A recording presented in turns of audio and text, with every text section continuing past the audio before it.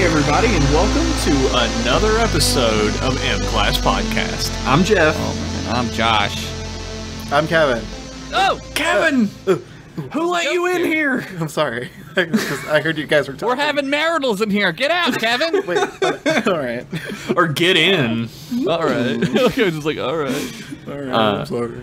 Our special guest Kevin Cole is here to discuss some Star Treks. I wormed my way into this one. I invited him, so he definitely wormed his way in. like you invited me, but only because you felt some energies, man. I felt He texted me. Jeff texted me and was like, "I invited Kevin on the next episode. I hope that's okay." And I just responded with, "What?" And then I didn't say anything else. I didn't say it like that. I literally just said, "Hey, I invited Kevin on the next episode. Too bad if you don't like it." Is that what it was? And I went, "What?" Well, I'm glad. I'm glad that was not a legally binding what. It almost broke up the podcast, Kevin. So I hope you're happy. So it was touch and go for a while. Listen, if talking about the Drumhead burns my friendship with you two, I might take it because I need to talk about the Drumhead. No, I don't think. I think we're pretty all going to be Yes. on the same page on this one. Yeah. Well, Yes. that's good too. It's important to note to our audience at home that this episode is going to be about the Star Trek: The Next Generation episode, The Drumhead. It's episode 21 of season 4, or episode Who the Fuck Knows on Netflix of season 4. Episode 11 of season 4 on Netflix. It is? No, it was 21 for me. It was 21 for me as well, actually. Oh, maybe I'm a dum-dum. Did you multiply 11 by 2? Because that would be 21. No, you guys are totally right. Yep, I just saw in my head 11. Oh, Josh and Jeff are totally right. What a shot. Start the count. Add it to the list. Real quick, this episode was written by Jerry Taylor, who wrote quite a few episodes of Star Trek TNG, and she's also the mother of a guy who got 2 guest roles on Star Trek TNG and Voyager. He was the Vulcan in Lower Decks. Oh! And also the Vulcan who really wanted to get his fuck on in Voyager. Oh, yeah. Oh, that's right. Could you imagine if your mom was like, "Hey, I got a role for you in the show I write"? I'll think about you, mother. That's what he said. Yes, mother, I'll do it for you. This episode was done so they wouldn't have to do a clip show. What? This is one of the lowest budget episodes of TNG ever made. There is a specific shot where everybody has left the courtroom later, and the camera is like an overhead shot of the ambassador just sitting at the desk that looks like it is a rip from a TOS episode. Like 100%. So I understand that. I really like the camera work in this episode. Oh, yeah. It's very good, yes. There's a lot of up close shots, there's a lot of facial expressions on display, and lots of shot slow reverse zoom shot. outs, pan outs. Yeah. This episode was directed by Jonathan Frakes. Oh, freak me. That's awesome. Jonathan Frakes cut his teeth on these episodes of TNG before he started doing other TV shows. Wow. And movies And like First Contact. First Contact, which is one of the more better directed. The ones, better in my opinion. versions. What? The betterest? The betterest? Good. He doesn't Good. really feature much in this episode. No, because he's No, behind he the doesn't. camera the whole time. He hasn't learned quite yet how to be on screen and behind camera at the same time. He goes, "Objection!" That's his line. He has one line, and it's "Objection!" He does some really important whispering in one scene. Yes. Oh yeah, he does do that. I love that scene because it's Yeah. so courtroom. It's ridiculous. That's And- Judge Judy as fuck. Yeah, it is. The John Larroquette fun fact of the week on this one is that Jonathan Frakes cites this episode as being the absolute biggest point of experience he ever had directing. It taught him almost everything he knows. Really? Yes. This is also Michael Dorn's one of his favorite episodes. Yeah, he gets to Worf gets like a lot of character development subtly in this episode, and him getting drawn into the Drumhead trial and like getting feverish about it is so well acted. I love how they like recruit him, and you can see the like wheels turning in Solar. What's her name? Satie. Satie. Yeah, Satie's Ambassador brain. Satie. God, dude, it's so.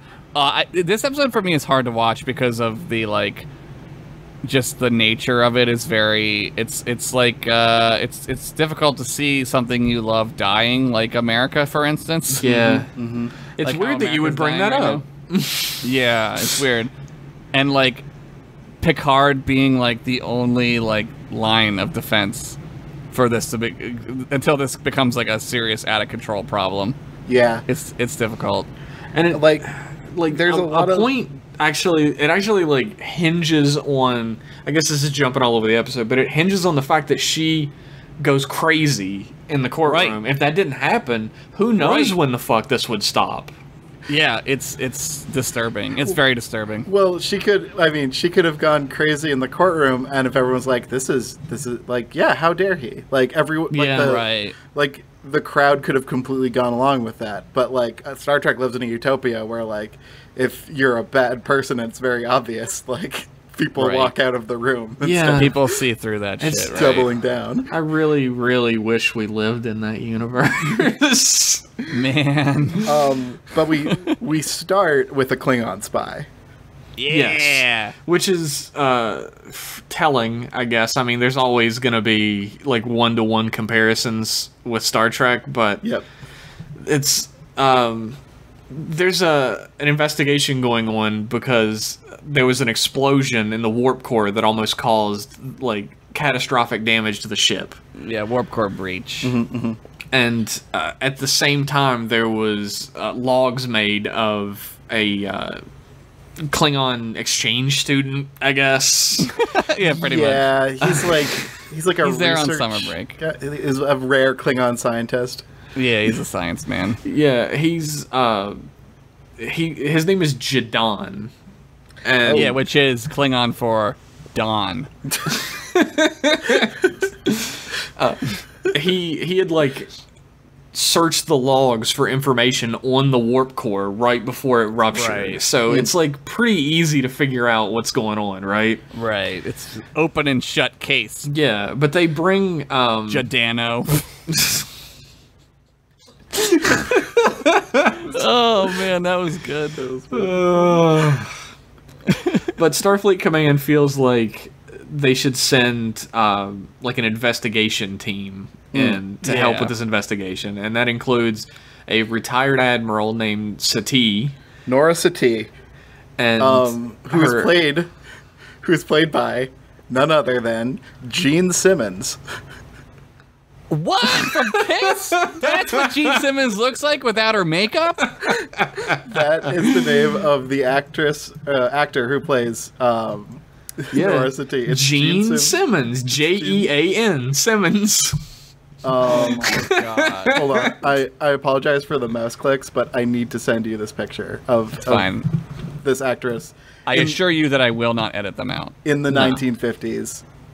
Is she attractive? She is a smoke show. A smoke? Oh my god! Holy shit! Yeah, I mean she's pretty attractive in the episode too. But like, damn. Yeah. I guess we'll Gene Simmons. Gene Simmons. Yeah, you guys will have to look that up yourselves at home. There's no way to convey images via like. She looks podcast. like a 1950s movie star. Or a 1940s movie star. She looks incredible. Yep. They send her along with her Betazoid assistant named Sabin. Oh yeah. And Haim Saban. And right? at the that's a thing. Saban, yeah. At the beginning, like Picard has Troy with him. Yeah. And that'll become important later when an argument occurs. But she just leaves forever now. Like, she's not in the show anymore.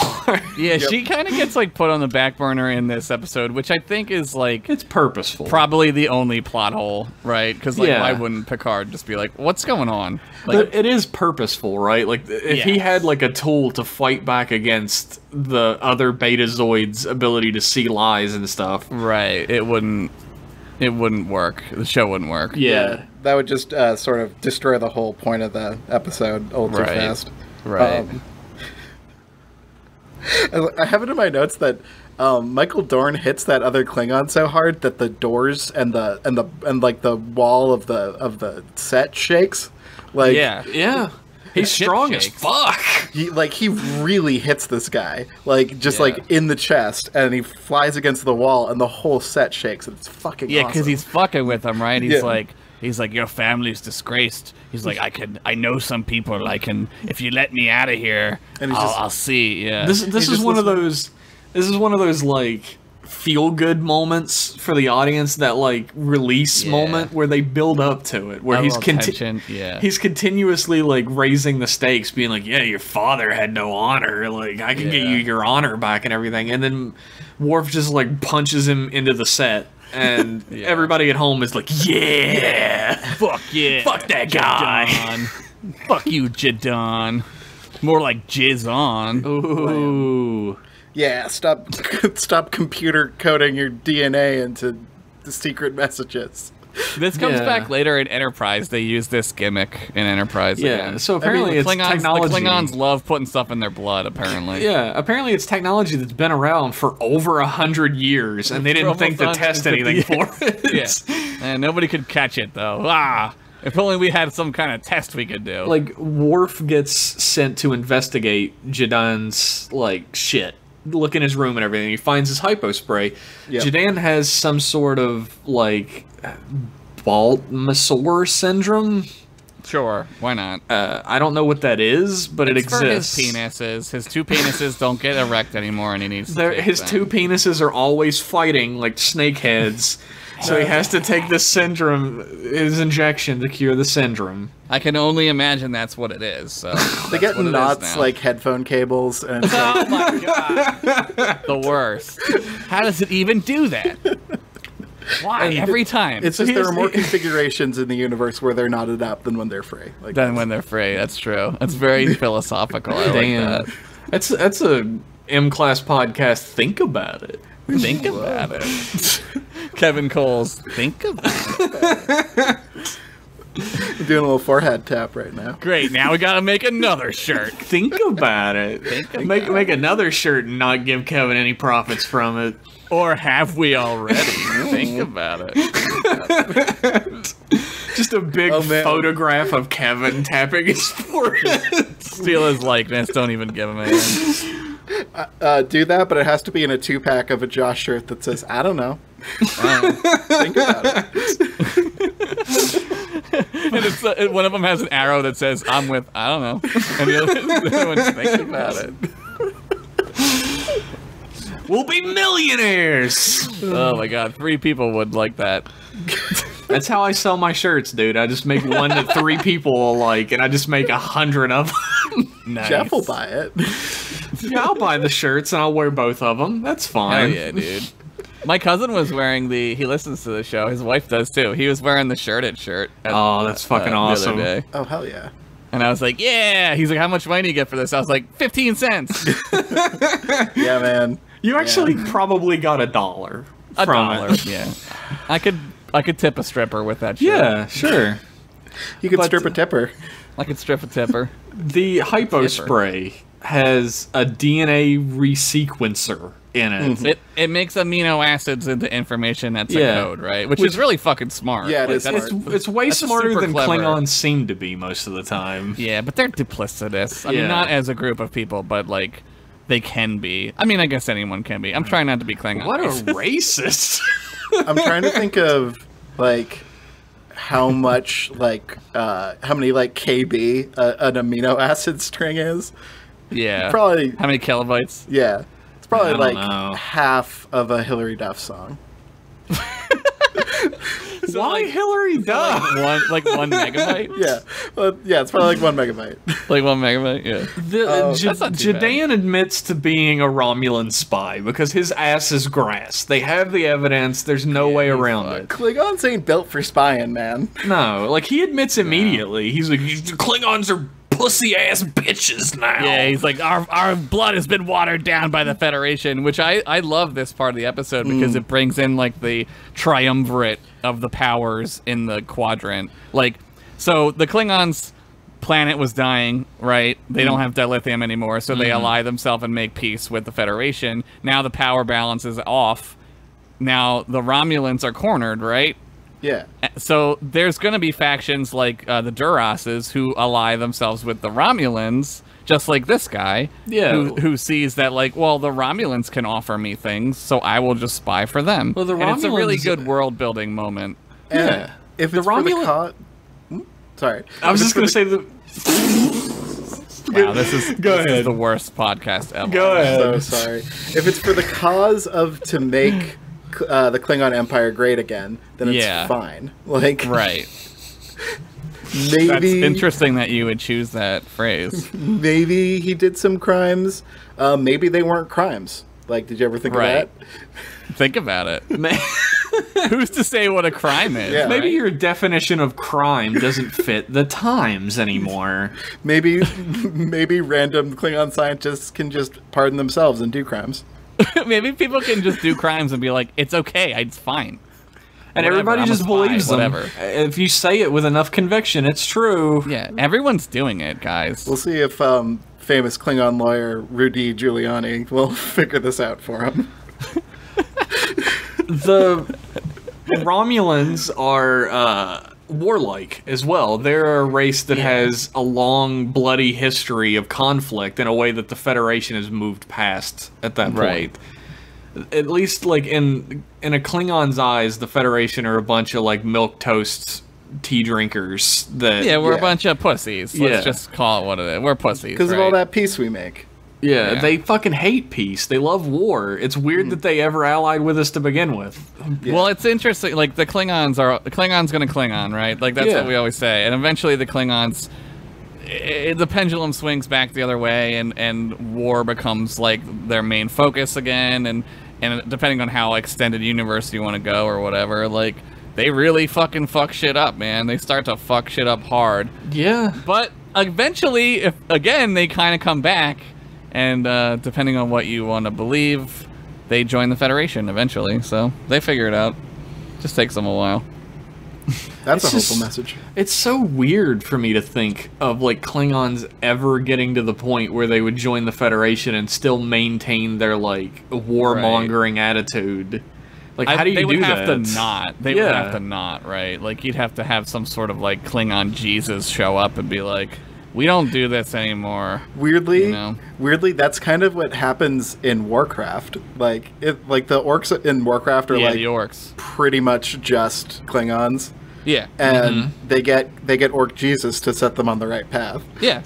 Yeah. Thrall's basically I Orc mean, You break him out of prison, you go back in time, and you break him out of prison. Yep. yeah. And then he saves the orcs. It's The crazy. sword of Kalis will come back, Yes. right? And he'll be Kalis like, "You comes guys are back. fucking dumb. I didn't mean to be, like, destroying planets all the time." Yeah, like, quit doing that. And they'll be like, "This Kalis is a clone too." They'll be like, guys, good news. Kalis fucks now. Kalis fucks. But Kalis always fucks. Admiral Satie is like, "Look, all right, this guy's a Romulan spy. That's all well and good, but he's just a dumb Klingon. How can he do this by himself? He has to Yeah, be there's working gotta with be someone more else." to this. And Picard is like, maybe. He's like, maybe. I don't know. Picard, here's opinion number one of this episode. Picard drops the ball pretty hard for the first half of this episode. Oh yeah. Like, pretty fucking hard. And I mean, he's a Yeah. character that has flaws and owns up to them, and he definitely does in this episode. Right. Because But he's definitely one of those people who stand on the sideline and let the Trump happen. Right. Yes, he's the He's definitely this couldn't be that bad, right? Yeah, this exactly. isn't gonna go badly. This will be fine. It's the dog with the fire. This is fine. Yeah. Yes, yeah. He's the moderate Republican in all of this. Yeah, this is fine. But like, yeah, because he's like kind of relying on his logic. Like, people are making very logical cases at him. They're like, you know, if there's this, then who's to say there's not more of it? Yeah. Also, this doesn't happen in America. I mean, the Federation. Yeah. Yeah. And I mean, there's a moment in The Measure of a Man as well where Picard realizes when he's talking to Guinan what's really at stake.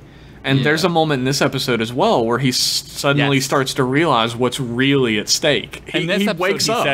He says, "This isn't right." Like, he says it out loud. Yeah. Like, it's a line he will not cross. Like, there's the line in the sand. It's like he's not crossing it. He's waking up to the issue that he didn't realize was there to begin with. And it's like, it takes him a little while to do that, which is like usually not how Picard is, but it's the Federation has like this high ideal that he feels like everyone else is living up to as well, which again, this doesn't happen in my America, right? And really, he's like the guy. Like, he is like the Federation like poster child. Right? Oh yeah, like, he's like the what's the word I'm looking for? Like the Ubermensch of the Federation. That's a really terrible way to put it. Right. But you know what I mean? Like, he's the paragon. He's like the ideal. Yeah, he's the paragon. He is the paragon. Yes. There's that scene where he's talking with Sati and they're like getting along because things haven't gone to total shit yet, and she's like talking about her father and about how at the dinner table she would her father would make her like debate her brothers, right? And like they would have these big debates and Picard was like, "I bet you always won," and she's like, "Oh yeah, you know," and that's like. My degree is actually in my college degree is actually in rhetoric, and like that kind of made like a little exclamation point appear over my head, because the point of like being in an argument, like you can't enter an argument without being willing to change your opinion. Right. You have to be open to the idea that you could be wrong. Rhetoric isn't all about winning. It's not your side winning. It's about finding truth and discovering truth through the crucible that is an argument. Like steel, like forging of the steel. Yeah, and it has to be in good faith on both sides. And I'm like, oh, she participates in really shitty rhetoric. And indeed she does. Almost every single play she makes is from the alt-right playbook. She never plays defense. She does whataboutism. She deflects. Yeah. She changes. She's always changing the argument to be what she wants to argue about and not what's actually happening. And talking about the alt-right playbook real quick, I wanted to point out that this specific scene that you're talking about is straight out of the alt-right playbook, because she sits down with him and it's like, you know what, I've never had a partner before, but like you're so smart and you'll definitely see things my way and we'll work great together. It's like buttering him up to get him on her side. Well, they do that with Worf too. Yeah. I alluded earlier to them doing that to Worf, where they're like, at first we didn't think you could handle it because of your father, but we like you, and immediately you're sold. You're like, okay, I'm in. Yeah. I'm on a team now. That move specifically was like, we know you're not like your father, who was a traitor, so you'll definitely work with us, right? With us, right? And that's a pickup artist move. That's, that's a he got fucking negged. Yeah, that's negging. Yeah, it's true. Hey, your dad's I will have sex with you. Your dad's a fucking saboteur, but you're looking pretty good in them pants. Yeah, you know, for a saboteur's son, you're pretty good looking. And Worf's like, here's my 2 dicks. Yeah. Isn't it weird to think during every scene that Worf just has a dick down both pants legs at all times? You can see, like, the intentionality in his eyes. Like, Michael Dorn goes into every scene being like, in this scene I have 2 dicks. He knew. It's like when you go to the tailor and they ask you which side do you dress, and he's like, both. Michael Dorn went up to Jonathan Frakes behind the camera and he was like, Frakes, in this scene, how many dicks do I have? And Jonathan's like, 7? And he's like, I got it. And then he punches a guy into the set. Yeah. He's like, oh shit, wait, 2. You have 2. You have 2. Dial it back. Okay, sorry. When he's told he has 7 dicks, he punches the guy so hard he leaves like a Looney Tunes cutout. He leaves the perfect clean hole like Kung Pao. Yeah, he's just, Kung Pao. He's just a hat and feet. His beak spins around. Oh, wait. Klingons don't have beaks. His forehead. His forehead spins around his head. You know, they can encode, like, secret messages on inert amino acids, but they can't fix their, like, forehead virus problem. Nope. Dude, it gets explained, Kevin. Just watch Enterprise, for the love of God. So, Worf gets pulled over to their side in the observation lounge, where they're going through all of Jadan's contacts on the Enterprise, which is apparently not many, because he's a Klingon, and Klingons don't make friends. Yeah, they're not sociable. And this is where, like we were talking about, like, Sabin, like, basically just sucks one of Worf's dicks right off. Like, you're like super great at this, and I'm really excited you'll be working with us, and like you're the best there is, Worf. It's that bullshit that I've always heard from people in like the industry that I work in. I've worked with people where they're like, oh, they like butter you up, and like they expect you to like fall in line with like the next thing that they want you to do is like a bullshit thing, and then when you say like, no, I don't want to do that, then they get really mad at you.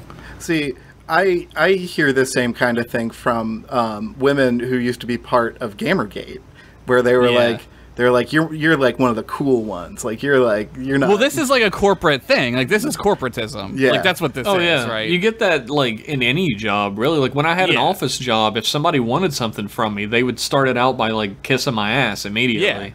It's corporatism. I mean, and that's like, you know, corporatism is tied in with like Nazism. It's like Nazism's like a corporation, right? Mm-hmm. Like they run that same way. It's like you're gonna do what I say. Well, look, guys, it's not a.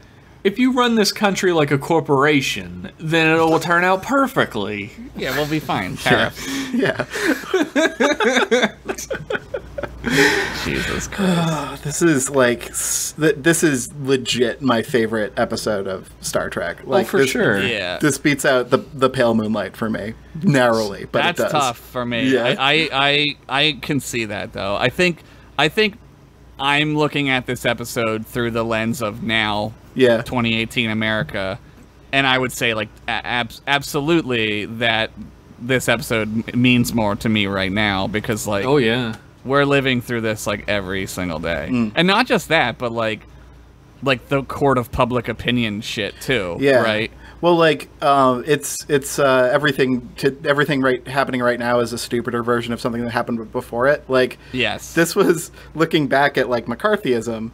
And talking about that, and now we're in like decentralized McCarthyism. Yeah, Twitter McCarthyism, I would call it. Yeah, it's like straight up kangaroo court is in session every fucking day now, right? Yes. Yeah. Everyone's crucifying somebody for something, right? It's being used as a weapon now. Yeah. Like, I mean, it's weaponized. Yeah, it's definitely weaponized. I mean, like, the people who it was supposed to be used against in order to, like, you know, work together to get somebody out of a position where they can do real harm, or like using it to just get rid of their own detractors now. Like whoever they want. Yeah. Yeah. Ooh, there is a there's another thing I noticed, and that's Siddi's. Siddi has like. An accessory on her neck that is a noose. Like she does. She's wearing like. Oh, that's so good. It's my god. So good. I never thought of. Oh my god, that's incredible. It's really on the nose, but you don't really notice unless you're like. Noose. It just sort of like the noose. It's on the noose. That's a nose with one extra O. I didn't recognize that. I didn't realize that until. This like time watching it, I was just like, oh my god, there's a giant gold sparkly noose hanging from this woman's neck. It's crazy, dude. That's so good. So, why don't we take a quick break and we'll be back and continue further in this episode. Let's do this thing. Right, hope you're tougher than you look. Alright, Houdini style, baby. You can't hold me. Excuse me.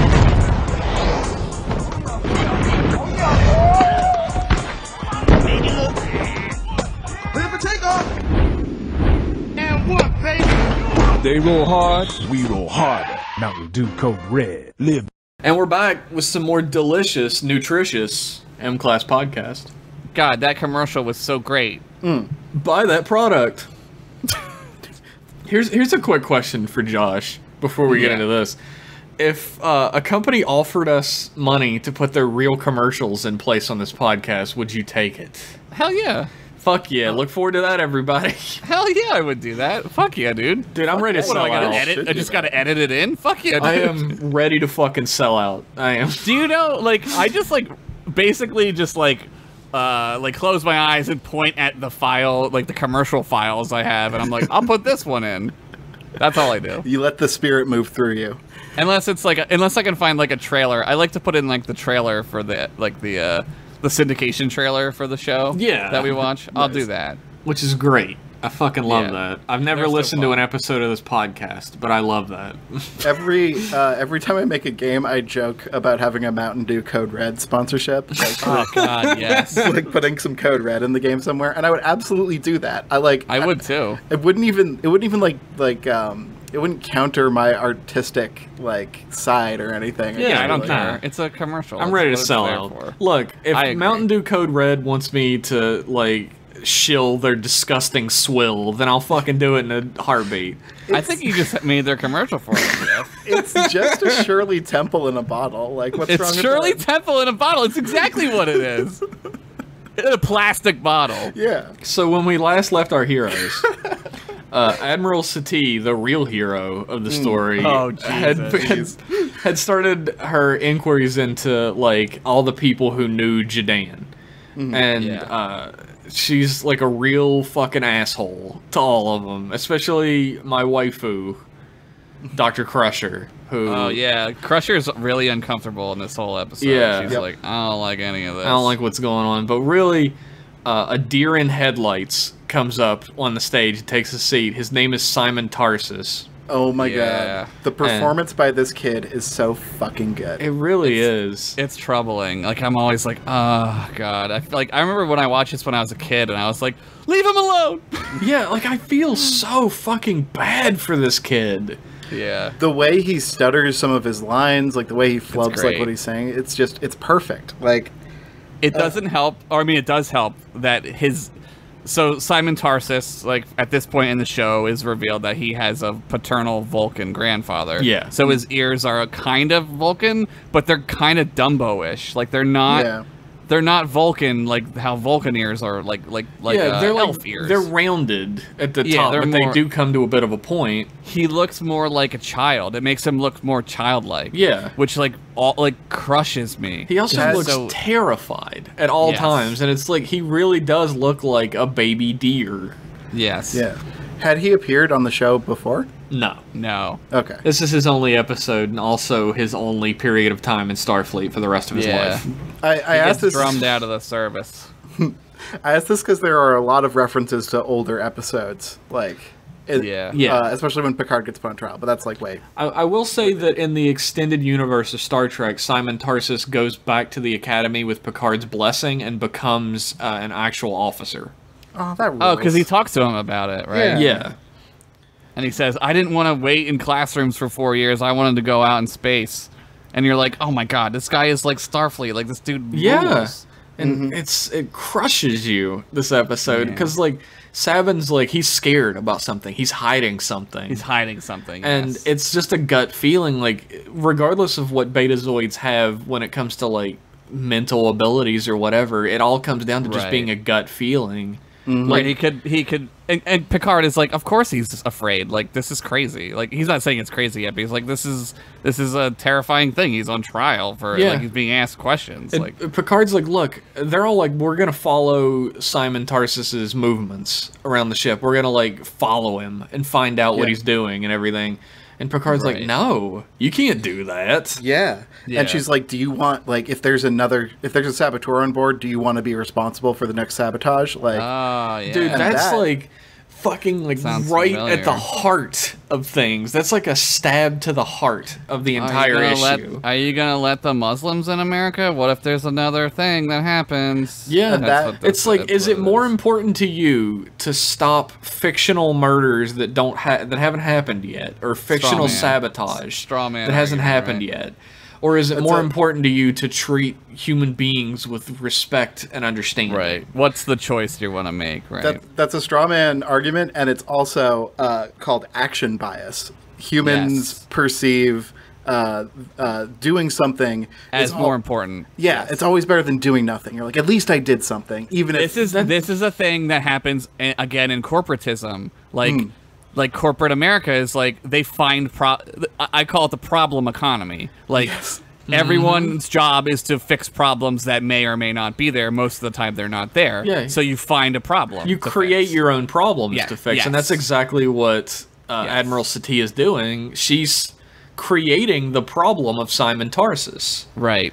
Right. So I worked at a web design company when I got out of college, and that's where I learned programming. Yeah. And every week we would have a meeting where people had to bring at least 3 ideas on how to make the company better. Yeah, every week you come up with 3 ideas. Like eventually you're running a perfect company. Like there's no more ideas, dude. Oh my god. The ideas had to be achievable below $40, I think was the it was like, let's organize our pen closet. Like right. Like small tasks.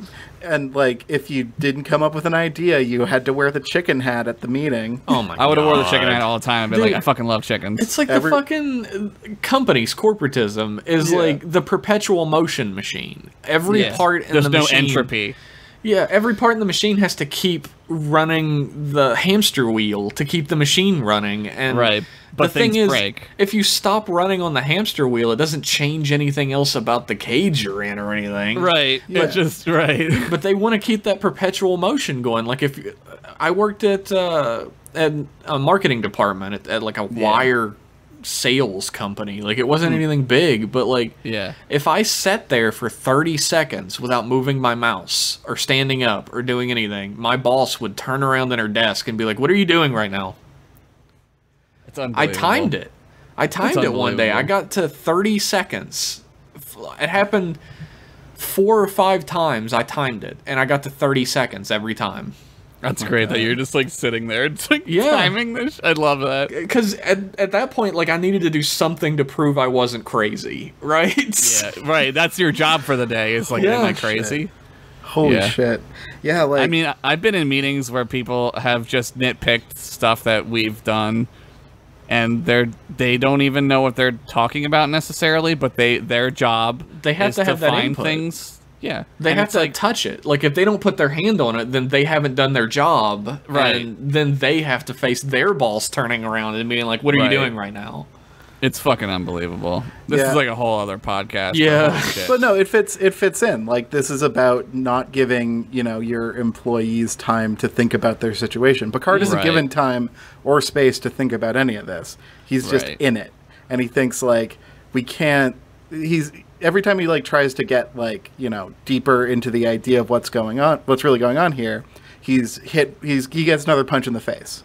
Right. It's the Trump shit. It's every day there's a new problem. There's that perpetual motion in the opposite direction. Right. He's creating a problem, or like the problems he's created by living his life the way he does, like are finally catching up to him, and we're seeing like the car accident, and we're seeing like the slow motion crash test dummy video of it, and that's our lives now every day. And that's our real life, and it ties right into this episode where Admiral Satie is creating her own perpetual motion machine.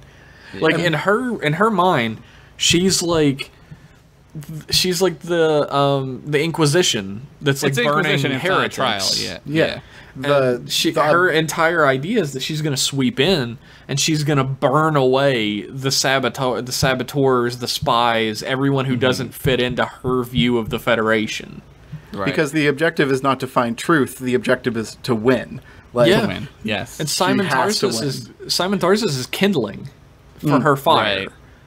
She doesn't care about this guy, and she doesn't care about his circumstances. She only cares about being right. Kevin is correct. I run into this problem like on a personal level a lot, where a lot of people want to do things and they believe the action bias, right? Yep. And like I am like a layman Buddhist where finding truth is oftentimes do nothing. Well, not do nothing, but sit and think, at least like sit with it for a while. And that's the thing I say, and it infuriates some people. Like they can't. They're trained to not do that. Yeah. And like, I don't know. There's like that thing from Avatar: The Last Airbender where there's positive chi when you're attacking, negative chi when you're defending, and neutral chi when you do nothing. Right. Like these are all valid tactics, and like Picard keeps trying to either defend or do nothing because he needs time, and Sati is just like attack. It's the Scientology shit, like, and also the alt-right shit that they've learned to do is the just constantly keep attacking somebody. Attack and deflect. Yeah. Yep. And if your attack gets deflected, you just attack again on a completely different subject. Like it's scary. If like it's terrifying in a different setting, like Kevin said earlier, like a setting that's not utopian where people haven't evolved beyond it, there wouldn't have been a scene where everyone like sees how insane this person is and that their real goal is to like obliterate like the freedoms of the Federation. Yeah. Well, I always think about the scene from the pilot episode with that kangaroo court with Q, where it's like those are the survivors of the Third World War, and they'll do anything just to be in a house, you know, like, and it all comes down to fear. Like you're controlling with fear, and Picard brings up like the road to paranoia is much shorter than we think. Like it's so easy to make people paranoid. Like nothing even happened. Like the ship didn't blow up. Like that's the real like nothing happened. Like it was fine. We learned it was like it was just a whoopsie. Like it was a mechanical failure. It just failed. It was a neutron failure on an undetectable defect, and it happened because they switched it out without testing it at the starbase. Like the crew that came in and did it. It was like just an accident. And it's just that circumstances were coincidental. And it's like and it's no crazy. one died. Yeah, no one died. Nobody died. It's crazy that like Admiral Sati and like the alt-right today can take just like anything and turn it to their cause. Like, what is it that they're always saying that like the racism in America is from like economic something anxiety? Yeah, economic anxiety. But nothing that's ever happened since Trump started running for president or now that he is president has anything to do with that. Yeah, right. It's you use that little nugget of fear and you grow it, and it doesn't matter if you do anything. The ends justify the means. That's right. Like, the ends justify the means, but like the means aren't leading to the ends. It doesn't matter because there you is say no it ends. is. That's like you said. Like it's a perpetual. There is no ends. Yeah, the end is ultimate power. What are you, like Emperor Palpatine? Like what's gonna happen? Like you're gonna be in control of like a kangaroo court like Sati, but like she's old, like she'll die eventually. Well, then what? Sati's a zealot. Like her ideal isn't to become like queen of the Federation or whatever. Her ideal is to punish and burn away everyone that's in the Federation that she doesn't agree with. Yeah, the second assistant, her smug face pisses me off. That was a good casting. Yeah, was a good cast. She's like some alien. I don't know what she is, and like. She comes up and gives Picard the order that he has to go on trial now, and like he gets served. God, I just want to fucking punch her in her stupid fucking face, like because it's like it's such good acting that like that's what she's demonstrating to me, like what people feel on the inside when they feel they're right. Yeah, you know? Yes, 100%. It like great acting, but it really pisses you off. Yeah. I think it's one of my favorite scenes is Picard gets dragged through the mud so much in this episode that he has to like shout, "Let me remind you, this man is innocent until proven guilty." Yeah, like, he has to resort to such like baseline. This is how the law actually works. This is what people are guaranteed under our Constitution. It's not the Fifth Amendment. It's the Seventh. I wrote it down. It's the Seventh guarantee. Seventh guarantee is like the Fifth Amendment. You don't have to incriminate yourself. It's like we learned that the explosion is caused by a failure, a defect in the hatch. So the inquiry should be over. It should be done. Right. But Sati is still like, look, that doesn't prove that there's not a saboteur. A conspiracy. That there isn't a conspiracy. But like, and does. she uses the no, absolutely. But she uses the like, well, how could he get on the ship? And Picard's like, I admit it would be difficult, but it's not impossible. Like, but you can't prove a negative. Like you can't exactly. You can't prove that there isn't a unicorn on the moon right now. It's right. Exactly. So they launch another inquiry, which is like, number one, the first inquiry was like informal. It like you don't get like reprimand for an informal inquiry. Right, it's just trying to find information. Debriefing. It's like a debriefing, right? But they do like a completely open inquiry, like a real trial inquiry where like they open it to the public. It's like a kangaroo court. O.J. Simpson as fuck. Yeah, it's crazy. And Picard's like, well, why did you open it to the public? And she gives like the standard totalitarian style answer that like, if he's innocent, then he has nothing to hide. Like, yep. Right. Like, if you shine the light on a spy, then they go crawling away to the darkness and show themselves or whatever. Right. Which is, like, ridiculous. Yeah. If you shine a light on a deer, then they get hit by a car. Then they die. And also you can die, because deer can kill you that way. And that's what happens to Simon Tarsus. He gets caught in the headlights and gets hit by the car that is this fucking inquiry. And it's fucking crazy. And the way they get him to, like, basically more or less admit his lie in that court is by telling a lie. They lie, yeah. They straight up lie, which should make the entire case, like, null and void. Yeah, if it was like a jury, like, the judge would be like, the jury will disregard that. That's not... Yeah, that's not true. Like, honestly, you'd probably be disbarred for telling a flat-out lie without any sort of cushioning around it. Without, like, any sort of hypothetical, right? Yeah. You're supposed to say hypothetically, right? And, like the big, like, revelation is that they found out that Simon Tarsus's grandfather was not a Vulcan, but a Romulan. A Romulan. And so this case actually becomes, like, about out of control race as well. Out of control. Like, at that point, it's like a brush fire. It's just out of control. Yeah. And what's crazy is that if it wasn't Simon Tarsus, if it was like Jane Smith, the human from Wisconsin, they would have found something else. It would have been something else. Well, 5 generations ago, so-and-so, your grandfather was in the eugenics wars. You know what I mean? Like, it would be some kind of thing. It wouldn't matter. They would have found at some point throughout history that one of your ancestors did something horrible. Right. Yeah. And you're related to Hitler, or like whatever they would, whatever it would be. Somebody has to be. Could be you. I don't know. I don't think directly, because I don't think they ever... Well, no, you're not like a direct descendant, because he was probably gay. I mean, we're all like 71st cousins with each other. Yeah. I'm 69th cousins with you. Don't put Hitler on the gays. Hitler's our problem. It's just like... Put Hitler on the gays. Hitler was everyone's problem, guys. Yeah. He was the human problem in a lot of ways. But like... Tarsus he invokes the 7th guarantee. He's like, I can't, like, that will incriminate me. I can't incriminate myself, and that's like the trump card that they were waiting for. No pun intended. Right. Actually, absolutely. Yeah. No, it's true. Like, and that's like, again, the totalitarian move to be like, well, I mean, Trump did it. Like, they did it when they were talking about Hillary. They were like, well, if there's nothing to hide, like, and it's the same fucking shit over and over again. And it's like, at some point, society needs to move past this bullshit and go back to like a second Enlightenment age where we're like, truth exists. There is facts and truth. I miss that. I really do miss that. When the fuck are we getting back to that? Because I feel like I'm going crazy right now with all the... People just believe whatever the fuck they want. And it's like, that's not how it works. You can't do that. It really, like, blows my mind, right? There was a period of time.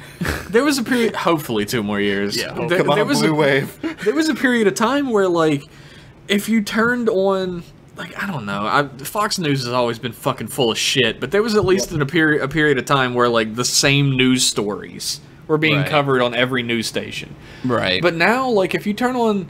like CBS, there'll be like a whole fucking hour, like 7-hour thing about how Trump's closest cabinet members are now like being fucking harangued in court where they should be. Right. And then you turn to Fox News and it's like, is Hillary molesting children at a pizza store? We learned the wrong lessons from the internet. Like, the baby boomers learned the wrong lessons from the internet, where they were like, well, there's all these articles about people eating avocado toast, so why can't we just make up a bunch of shit? Yeah. About the president. You make up whatever the fuck you want, and it's like, that's like totalitarian message number one that fucking Sati does to a Sati. Oh my god. Is that she? Oh my god. Wow. Is that she like completely changes the narrative.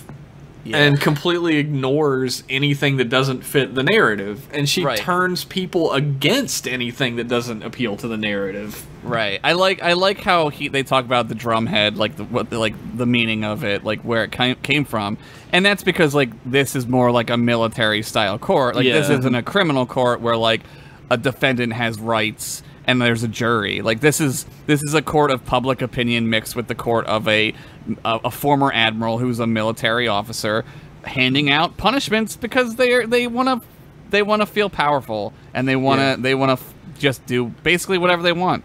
So Sati says, "I have no friends, but I have a purpose." Yeah, that tells you everything you need to know about her right there.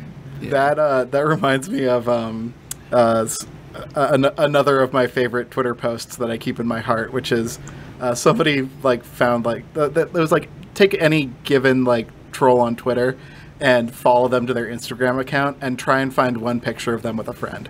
Yeah, that's tough, true. Right? They don't have friends anymore. Nobody wants to hang out with them. This whole episode. No, go ahead. Sorry. I feel like a lot of people don't have friends though. Like I feel like that's a big problem with millennials, is that we don't have regular people that we hang out with at a place together. We're poor, so that doesn't help. Also, we like the inside. That's where the safe stuff is. That's true. That's true. Why would you want to go outside? What's out there? Just more people that are like voting for Donald Trump and shit. It's horrible. It's fucking horrible. I'm not saying meeting people is wonderful. That is not what I'm saying. I think we had this discussion the other day, Kevin, you and I, on the other podcast about you going to a party. Oh my god, yeah. And I was like, fuck those people. And everyone else was like, no. And I was like, no, fuck those people. And you were right. Fuck those people. Damn right I was right. Tune in to other podcasts to hear the story. Hey, I don't have friends, guys, but I'm always right. That's the tea. That's the entire thing about this episode, is like, it's one of my favorite phrases that I have no idea if I coined or not, but I've been saying it for fucking ever. Is that people would rather be right than correct. Yes. Yes.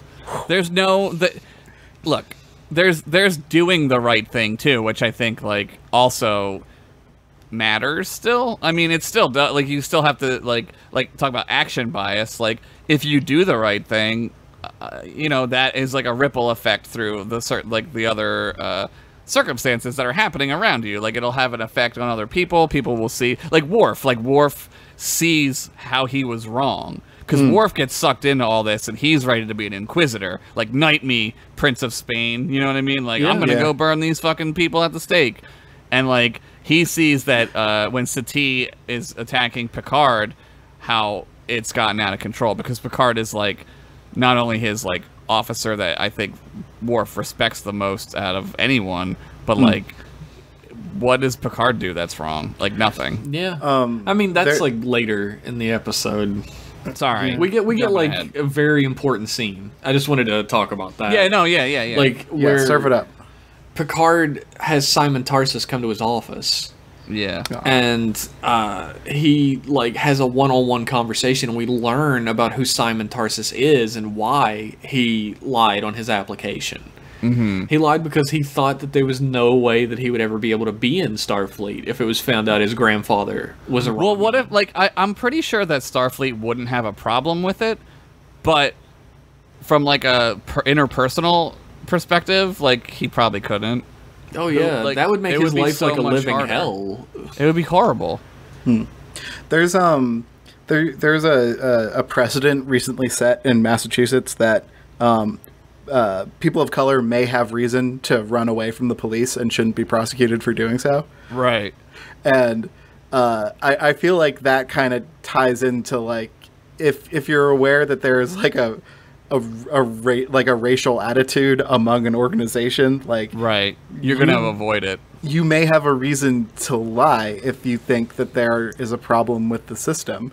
Yes. And yeah, I think that's an important consideration, and it's you know, I know Star Trek can't think of everything, but like right. it is a little worrying that like that's not really considered in this episode. Like basically Tars is like, I did bad, I'm gonna go you know, atone for that. Yeah, it's sadly like a catch-all. Like Tarsus is like, well, I lied on my application, and that means I get drummed out. And there's no ifs, ands, or buts. And thankfully, in the extended universe, there are ifs, ands, and buts. I would say that's a creative decision. I think somebody's life had to be ruined, right? And it couldn't be a member of the crew that's on the show every week. Yeah. So they had to pick they had to pick a lamb to slaughter, right? And it was Tarsus in this episode. Yeah, I'm not saying that's a blind spot either. No, yeah, I know what you're saying. But like, yeah, he is the sacrificial lamb. Like he is the price. He's the price we had to pay. He's like our stumbling block that like leads us to the correct path. Yeah. And I feel so unbelievably bad for him, because you learn he looks like a baby deer in headlights during his trial part, but like when you actually get to talk to him, you're like, man, this like is Josh like a real said, person. Yeah. this guy is Starfleet. He's the ideals that Starfleet is trying to ascribe to. Starfleet would be better because this guy was in it. Yeah, but that's the self-harm nature of authoritarianism. Is the people who suffer the most are the people who you're trying to help? ? Yeah. You know what I mean? Like, because you're really not. It's a selfish pursuit of power, and it's Yertle the turtle, right? Like, people at the bottom are gonna get trampled first. So, man, it's so depressing. It's so depressing, and it's only depressing because. Yeah, it's only depressing, like, watching this now. And I noticed I was doing it, like, because I've been watching TNG at night before I go to sleep and while I'm asleep. And I noticed that I would skip this one. And I love this episode. But it is very difficult for me, personally, to live in a make-believe world that I love where something in the real world is happening every day to me. Like, I wake up every day and I see my country falling apart. Yeah, injustice toward black people, brown people, women, fucking gay people. It's crazy, and and it seems like insurmountable.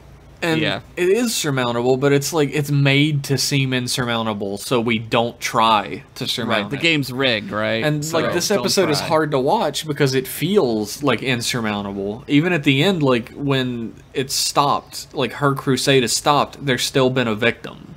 Yeah. And there's still no way to fix that. Right, it's a car accident. Like somebody, you can't reverse time, right? Like somebody got fucked up. Well, like even if you logic at like people on the alt-right or people who are like quote unquote moderates but are like still towing the line. Oh, don't logic at them. They'll get mad. Don't never logic at them. Like it's up in the air. Like, well, how does Picard really win? He goes on the attack. Like he quotes relevant scripture, but in reality, like that this person might not like care. Yeah, you can shoot facts at people all you want. Like people don't care about facts anymore. I think what works best in the episode though is that like he uses her like beloved, almost deified father against her, and that sets her off on like a rage fit, right? I'm not sure if weaponized daddy issues is the solution to our current political climate, though. I don't know. No. Have you heard about Trump's dad? Have you heard about his mom? It might be his mom. That's the problem. Yeah. But like, time will tell. We're dating ourselves already. Yeah. We'll see. Picard confronts Admiral Satine. He's like, "Look, this has to stop. I'm in charge of the ship. I'm in charge of this investigation. You were brought in and on like a consulting level, and I'm in charge, so it's over. Right. I'm gonna contact Starfleet Command if it's necessary. And she's like, well, actually, I've been talking to him the whole time, bitch. and they're fully on my side. As a matter of fact, I'm sending the head of Starfleet Security, an admiral, is gonna come, and he's gonna be at a witness to every trial that goes on from now on. And there's gonna be a lot of them. Yeah, it's not gonna end soon, which is like so horrifying. It's like, oh my fucking god. The witch hunt continues, like it's in full swing at this point. Yeah, it's a literal witch hunt. I know witch hunt has been reversed to mean the opposite of a witch hunt. Yeah, exactly. But this is a real witch hunt. But like, because Picard has been trying to stop the trial, Sati like calls him for questioning.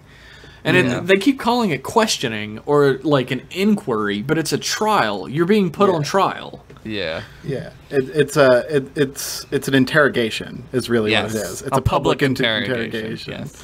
And like at the public interrogation, Picard like he begs almost straight up, like, this is destroying the very fabric of what the Federation is meant to stand for. Yeah. It has to stop. And she's like, do you believe in the Prime Directive, right? And he's like, of course. And she's like, well, you broke the Prime Directive 9 times. And it's like, what does that have to do with it? Yeah, what does that have to do with anything? It's just, at this point, the Admiral of I don't know his name, Admiral whatever the hell. Thomas Henry. Thomas Henry should have been like, all right, let's move on to another topic. Or he should have been like, what are we doing? You know Instead, what I mean? he's just like holding in a fart as hard as he can. He walks out of that room like he just pooped his pants, so. maybe he did. And maybe when she started screaming, he was like, oh no! I gotta let the poop go. This is also the part where we get the famous Picard facepalm image. Yeah, the gif, the meme. Yeah, it's there. And like, the only bit of evidence that she even slightly could use in any way, shape, or form is the whole, like, T'Pel turning out to be a Romulan spy. Yeah. And so she starts, like, beating into that. And, like, Worf has had enough at this point. Yeah, Worf's like, over it. How dare you talk to my dad this way, right? Yeah, my new dad. Yeah. The lowest blow is like, you still a Borg, Picard? You miss your Borg mom? You want to go back to the Borg? Yeah. Remember how many dudes you killed? You killed 11,000 dudes. It was like triple 9/11. Yeah, and fucking, like, Worf was ready to go, like, beat up an old lady, I guess, and Picard was like, Worf. And I absolutely love... What's his name? The Betazoid guy is an idiot, first of all, and he fucking says some stupid-ass shit to a Klingon that you don't say to Klingons, and Worf is ready to kill him. Yeah. And Picard's like, yo, don't do that. You know what I mean? I just love that, though. That, like, Picard commands so much respect from Worf. Like, Worf respects this man so much that even his Klingon rage can be quelled just by Picard, you know, requesting it. Yeah. That's like a deep bond. Yeah, it's a real leader does that, right? Yeah. And the last line that Sati says is, "I have nothing more to say," and that's also what fucking Mike Pompeo said when he was like brought before Congress for that questioning. Yeah. Like the president's tweets policy, and they're just like, "Well, is it or isn't it?" And he's like, "Sometimes it is, sometimes it isn't," and like they're just picking him apart, trying to get him to admit one way or the other. Like either it's a yes or no answer, and he just refused. Yeah, they're like, either they are policy, and your policy is all over the place, and you admit that like what the president says matters, and that he shouldn't be tweeting this shit out. Right. Or you're saying that your boss is wrong, and sometimes he just says shit, and we should ignore it. And that's not what you should be saying of the president of the United States. Yeah. And he's like caught in this in this trap of like, you know, he can't just say he's an idiot and I hate being here and I want to go home. Right. I don't think anyone would have blamed him though. No. I think everyone would be like, yeah, okay, it's like 8 hours of questioning. I get it. Yeah. And I miss my Borg mom. His legit like last line is, "I have nothing more to say." I just love it when Picard's like, he's like listening to all this, and he just starts like very slowly like solemnly speaking, like at a very low tone. Yes. And everybody in the place is like, what is he quoting? Is he quoting something? And he's like, yeah, it's your daddy. And she goes, no, my daddy was the best man. Yeah, she flips out. Gene Simmons, Dr. Love, the demon, the god of thunder, Reginald Van Helsing himself, is crying big wet baby tears. Yeah. Like, she loses her fucking shit. Like, she's just straight up like, I brought down bigger men than you. That's like the line. Like, that's like such a fucking... God, that's one of those lines in this show that sounds like a line from history. Yeah. Like, with the first link, the chain is formed. Dude. And Admiral Henry man. gets up with his poopy pants and he leaves. And everybody's like, all right, the trial's over. I think it's interesting, Kevin, what you said. Like, Picard's last line is, I have nothing more to say. And then the Admiral walks out Satie's. saying nothing. That's actually Satie's last line. Yeah. Oh, it's Satie's, sorry. Once Satie's everyone last is line. left. Sorry. Yeah. I have nothing more to say. Yeah. I feel like that's like the crux of the idea is like sometimes inaction is necessary, right? Yes. Like, yeah. inaction means more than action, a lot more than we think.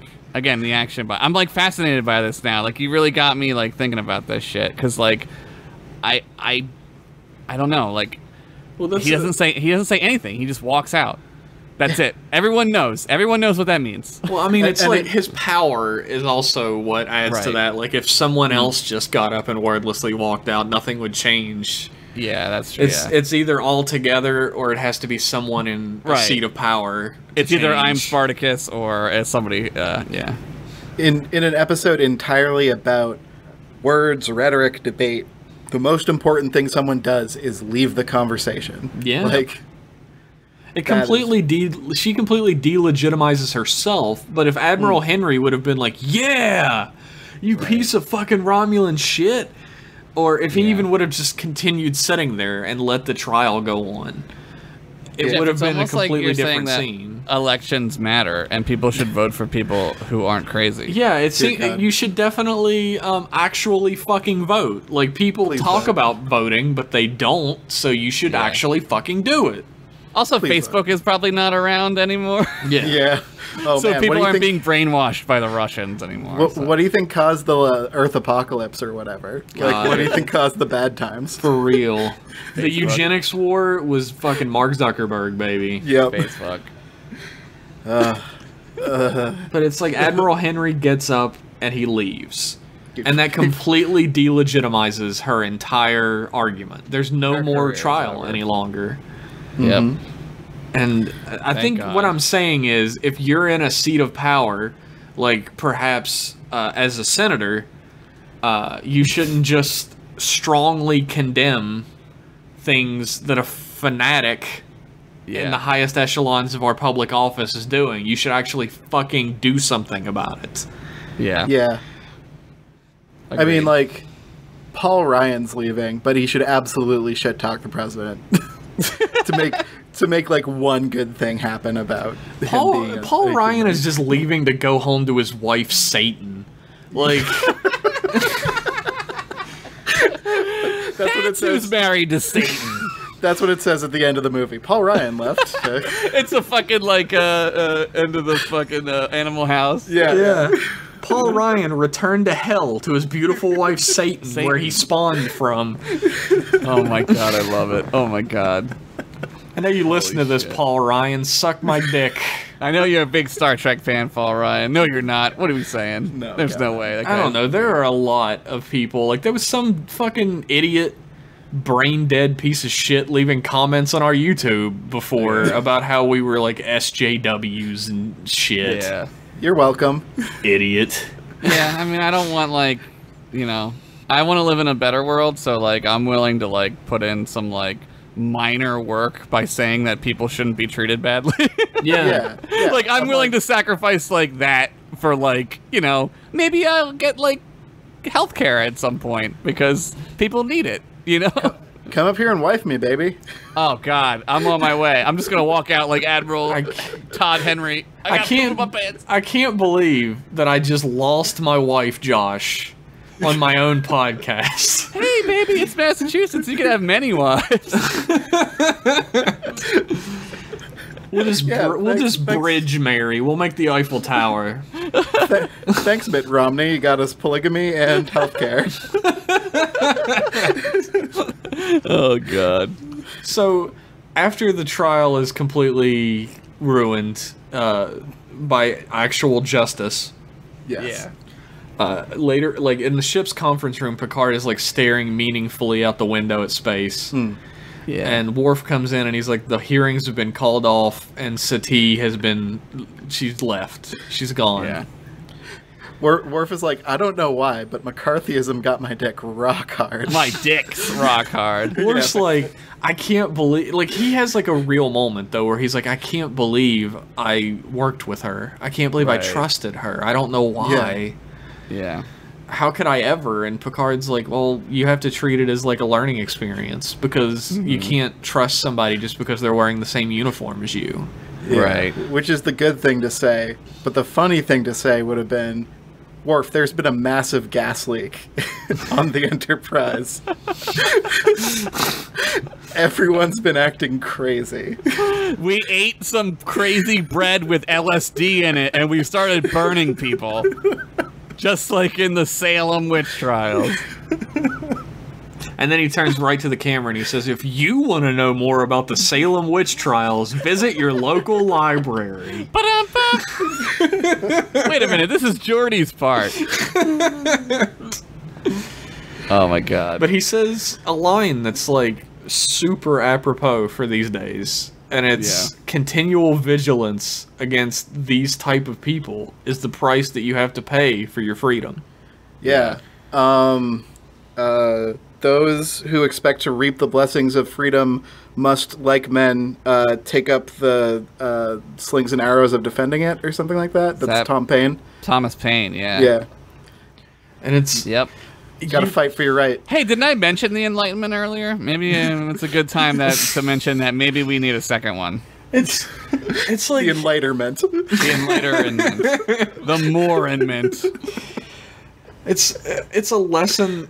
Like, if I had one episode to show somebody today about using Star Trek TNG to be like, look how much Star Trek reflects the times, like, endlessly. There's no dating a Star Trek episode, really. Like, the effects might look silly and the characters might say some like weird sexist things every now and then. But the very core of the lessons that are taught in Star Trek will never be dated. They're timeless because they're timeless ideals. They're the ideals that America was built on by men who were extremely flawed, who were slave owners. But they hoped one day that wouldn't be a thing. I mean, they had no hope for that at the time, but the thing is, like, there's an invisible march towards better time, better equality, better understanding. The unfinished pyramid. It's never done. They didn't know what the next blocks in the pyramid were going to be. They thought, like, maybe one day we'll be able to be Christians and not have to be Catholics. Right. That was like their big... That's what we're trying to do. That's what we're talking about. But, like, their words were so timeless. And they covered so many different topics that they had no idea that one day it was going to mean that, like, transgender people have the right to be free and be who they are and like everyone has the freedom of, like, within themselves, I guess. Like, as an island, a person has freedoms that are completely inalienable. My dad reads, like many dads, reads a lot of books about the founders, and like he's got his like Thomas Jefferson book, his George Washington's book, his Alexander Hamilton's. Redhead, Thomas Jefferson, suck my dicks. Suck my two redheaded Klingon dicks. And even though I'm more interested in Samuel Adams, I would say that's the beer. That's the beer one. That was a silly joke. I love it. That was good. I like our jokes on this show. I like that. I'm serious. Thank you. That's like one thing you learn the more you hear like about these dudes as like dudes Yeah. is that they were playing the short game. They're like, we like made out like a bandit. We fought the most powerful force in the entire world, and we fucking won. Yeah. This can't last. We've got to do everything we can to just like make sure we see tomorrow. Right. So like the 3/5 compromise and like all of this horrible that shit. shit. They were stopgaps. They were stopgaps. They were like, we don't even see a future right now. We just know that if we want to keep this going for one more hour, we got to pull this shit. Well, that was the thing with slavery in general, was like, this is a fight for later, and literally it was almost ruined America fight for later. But like they knew, like you said, they knew that they weren't going to be able to settle that at that they were point. kicking the can down the road, and they were kicking it. Yeah, they weren't thinking about the long game at all. And I think it's sorry. No, go ahead. I think it's important to understand, like, in a historical context. We're always looking at things in like the historical context, right? But there were like abolitionists during that time as well, yes. but they were like laughed at as like lunatics. Most of the world was experiencing like a renaissance of that. Like even in England, they were starting to be like, well, we can't like have slaves. Like, yeah, it took us a lot longer. Yeah, we were like the last holdout. Yeah, like one of them. And it's like there were abolitionists even then that were like, how can you fucking look at these human beings and just not people. See a person looking back at you? They're like, I see my money. Yeah, I love money. It's I like to drink a mint julep. That's what they were probably really saying. I like to fuck my sister too. Sister fucking's the best way. One day in 2018, sister fucking's gonna be all over the internet. Won't that be a time? Won't that be a time? Well, I'll sip a mint julep then. It'll be halcyon days when I can see people fucking their sisters on the internet. Oh, God. We just lost, like, everyone who lives in the South. Hey, I'm leaving. You guys can come up here. The cool ones, man. I want to. Yeah, to Massachusetts. No, thank you. Yeah, taxes are bad for some reason. Fuck your taxes. But guys, don't you want roads? Dude, I saw a I live in Pennsylvania. I never needed roads, and I never will.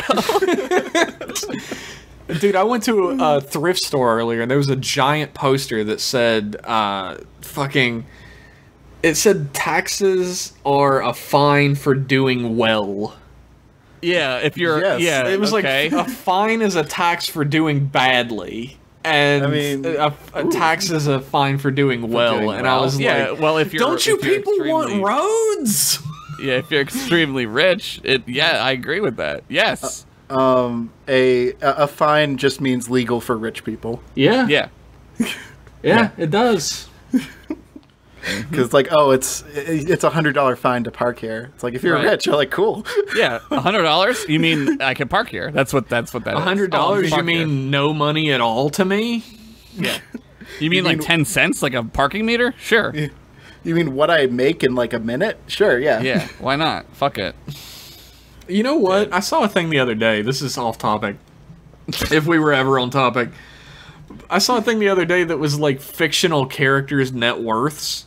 And it had Scrooge McDuck, Batman, and Tony Stark. And it was like all of their net worths, their fictional net worths. Let me remind you, Scrooge McDuck swims in a giant bin of gold coins. He has more gold in that vault than there's gold on Earth. Yeah, all the gold on Earth would fit under the Eiffel Tower in a 13-foot tall cube. His fictional wealth plus Batman, who owns a space station, and Tony Stark, who has 50 million WMDs, does not, added together, does not equal the net worth of Jeff Bezos. Yeah. That's crazy. That's crazy. Why do you need that much money? We gotta eat the rich, man. I love Aerosmith. We gotta eat them.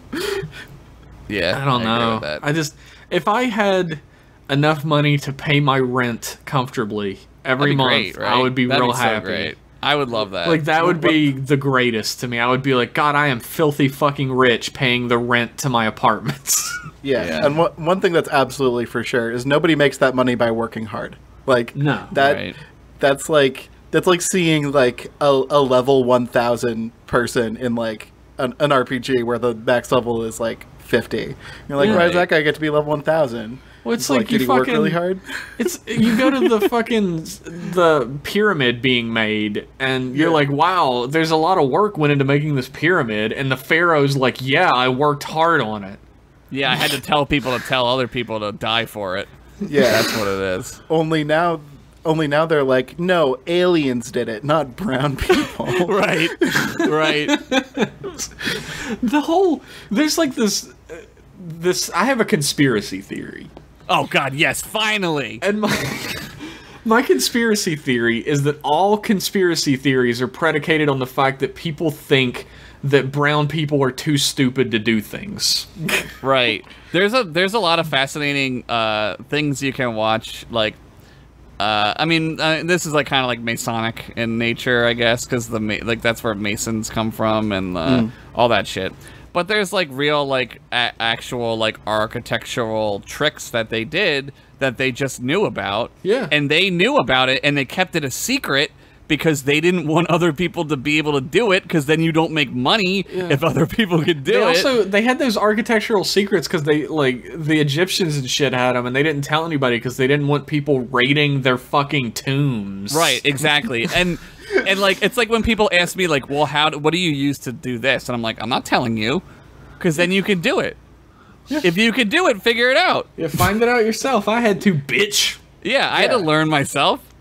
I'm not going to tell you how to use OBS to steal YouTube clip audio for your podcasts. Just figure it out yourself. Figure it out by doing these one thing. Oh, shit, I just told him.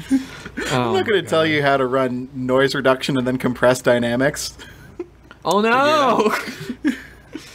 It's my favorite conspiracy theory, though, since we're completely off topic. Oh, we're off the rails. Is the whole, like, Paul McCartney died conspiracy theory. Oh, God, yes. Like, people are more likely to believe that one of the most popular musicians on Earth was killed in a car crash and then immediately replaced with a look-alike who can sing exactly like him and play all of his instruments. Have you heard the one that he's a robot? That's how they get around. I'm gonna punch your head off.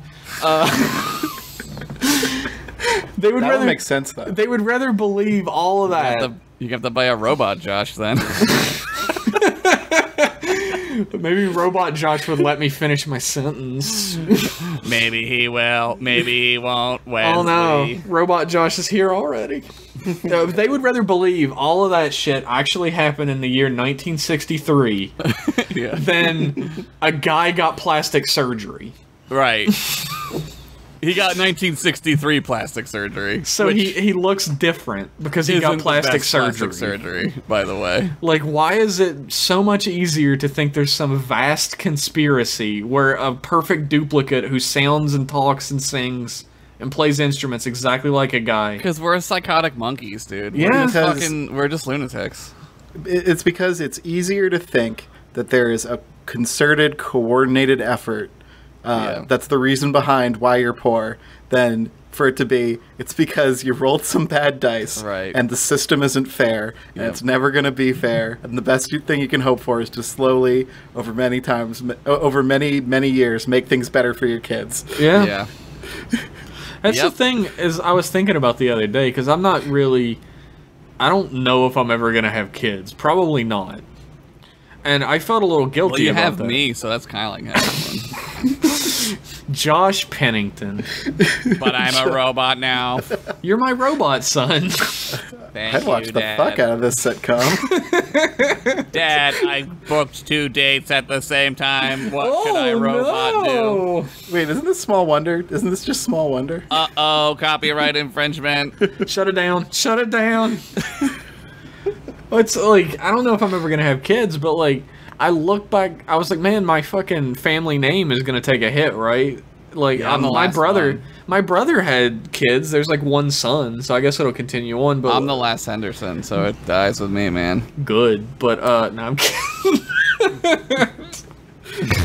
You're the last Jeff. Yeah, I'm the only Jeff. So there was once a name, people called it Jeff. You can't call your kid that anymore. He instantly dies of Jeff disease. Jeff syndrome. But I thought about like my family name, because Pennington name in America goes back to before the Civil War. Like one of my ancestors fought for the Union. He was a colonel in the Civil War. Oh hell yeah! And I was That's like, what's great about America, dude. Who cares, right? But then I was like, yeah. Well, then I was like, well, wait a minute. The last like 30 generations of my family have been dirt poor fucking like dirt farmers in West Virginia. Like that history of like poverty has been so fucking long and ingrained. It's like I would just be bringing another generation into that poverty. It's all like a macro view, right? Like how far do you want to look back? Like who cares? Like I always feel that way. Like when people ask me, like, "Are you Irish?" I'm like, "I don't fucking know. I'm from fucking America. I don't give a shit. I'm from America. We don't. What is it? What's the line in Pulp Fiction? I'm from America, honey. Our names don't mean shit. Yeah. Yep. Yeah. That's how I feel. Like fuck it. Who cares? Yeah. I can agree with that. I also don't like super plan on having kids. Like, not that that's an option or a danger for me right now. Well, Kevin, you're always fucking. Don't pretend. We have not been using protection, Kevin. So. With my son? With my robot son? Sorry, Dad. I'm gonna have a little cyborg. Incest is back, baby. Nobody fucks my robot son but me. But like, I think, and maybe I'm wrong, but you can still care about future generations of humans without having spawn. Yeah, like, absolutely. If you have empathy, yes, and foresight, yeah. And that's like one of the reasons why I love paying my Massachusetts taxes, because we have really good schools, and in the parts that aren't segregated in my fucking weird fucking state, we have really good schools. Let's back up a second here. I wanna know about that. What? This just became a tourist trap for Massachusetts. So Massachusetts has a couple towns that have just basically been forgotten by the liberal ideal, like Taunton, Lynn, towns you've never heard of. And parts of Boston are like incredibly like poor. Oh yeah. So like Massachusetts like sometimes tries to like switch things up by like busing kids from a poorer district into a richer school, and like it kind of is a way around improving the lives of the common person in Massachusetts. Right. So like Massachusetts has like a very deep wealth segregation thing going on, which also surprisingly is divided on race lines, if you can believe it. That's weird. It's strange how that works out. Yeah. And like Boston itself, like that city is basically no one lives there. Like Chinese businessmen own a lot of like the property. You can't live there. Like you can't. But no one lives there. You can't. There's no way. Like there's no way you can afford it. Yeah. Yeah, meanwhile our public transit is like crumbling and whatever, but like, you know. The T? What's wrong with the T? That fucker is like the fucking roller coaster ride from Indiana Jones 2. And you're telling me it's falling apart? Dude, I love the T. I just wish it didn't stop at like 9:30. Oh, dude, well, people gotta go drink, Kevin. We gotta go to the bar. The Patriots are playing. We gotta drop some money on Uber. The Sox are playing. We gotta go. Dude, we gotta fucking get trashed in front of Fenway. Fucking Tom Brady. Oh, Tom Brady. Shit. Tom Brady. He's perfect. I'd suck his cock. Dude.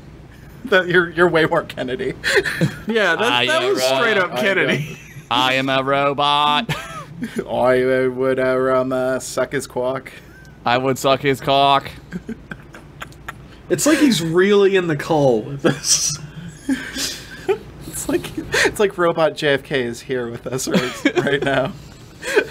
All right, we should probably go. Hey, maybe JFK was a robot the whole time. Think about it. Think about it, Kevin. Think about it. That's a joke from the other podcast. Holy shit!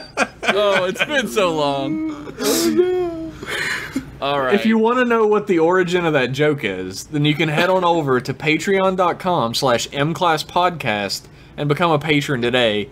You'll gain access to an entirely other podcast, which Kevin is also on this time around. Yes. Yeah. I am also a patron of your Patreon. Thank you, and Kevin. I gotta say, you guys are doing a bang-up job, and I like you. Thank you. Thanks for Kevin. being here. Thanks for having me, guys. We have another one to do right after this, so Yes. I hope you're ready. Hope you're on that one. I hope Kevin's on that one too. Oh, I hope he is. Yeah. Kevin, do you have anything you would like to plug?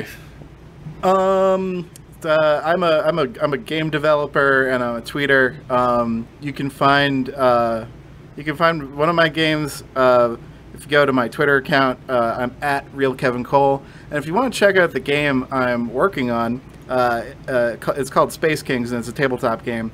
You can check out my other podcast, which is Pretend Friends. And you can also now go to spacekings.space to check out. Oh shit, that's awesome! It's from space. That's so cool. We snag spacekings.space. That's amazing. That is my That's favorite amazing. thing now. I'm pretty much going to close out every conversation with, hey, spacekings.space.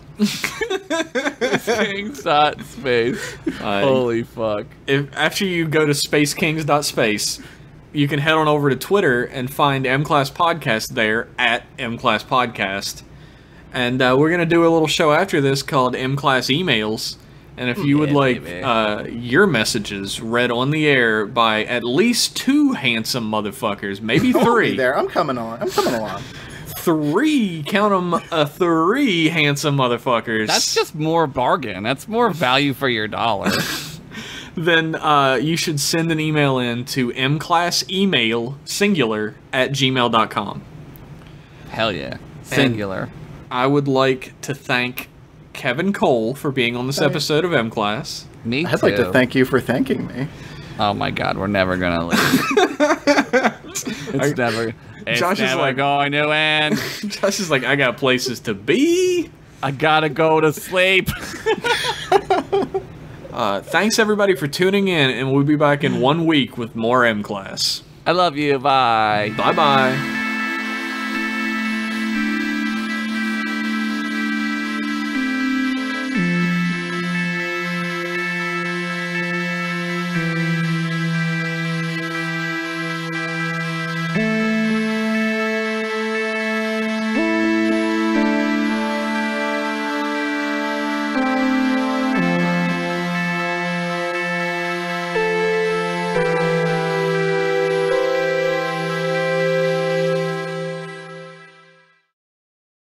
Drink Sluggo Cola, the slimiest cola in the galaxy.